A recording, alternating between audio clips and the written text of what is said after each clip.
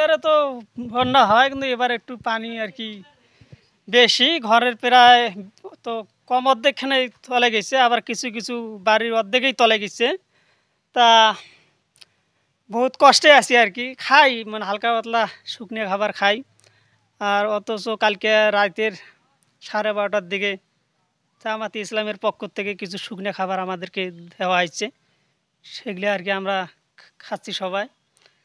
তবে আমাদের এখানে পানি হইলেও বেশিক্ষণ আর কি থাকে না, 2 1 দিন 3 দিন পর্যন্ত থাকে, আবার চলে যায়। আচ্ছা, আপনাদের এখানে তো প্রতিবারেই বন্যা হয়।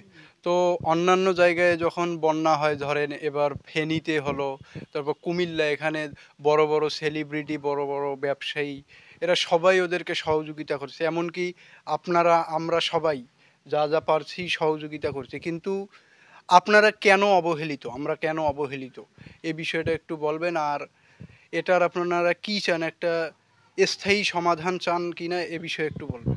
হ্যাঁ, আমরা মানে প্রতিবারেই এখানে পানি হয়, বন্যা হয় তিস্তা নদীর পানি, কিন্তু বন্যা মানে প্রাণ সহায়তা কেউ দিতে আসে না এদিকে।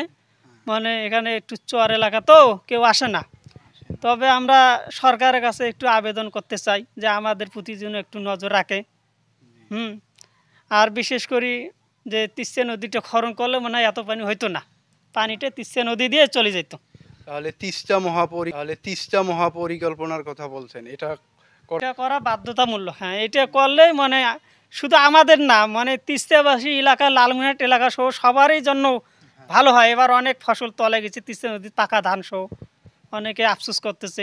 আসলে মানুষের ক্ষতি, বহুত ক্ষতি হচ্ছে, কী দিয়ে যে বুঝাবো, বলার মতো কোনো ভাষা পাচ্ছি না, এত পানি হয়েছে এবার।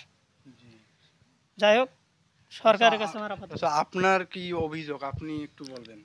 আপনি অভিযোগে ভাতিজিতে বললো, মনে করো ওই যে তিস্তা নদী খুঁড়লে মনে করো হয়তো পানিতে মনে করো তাড়াতাড়ি যাইতো, ভালো হতো, গ্রামের এলাকার সুবিধা হইতো, এত পানি বন্দি হয়ে থাকলাম না, হয় এই আর কি।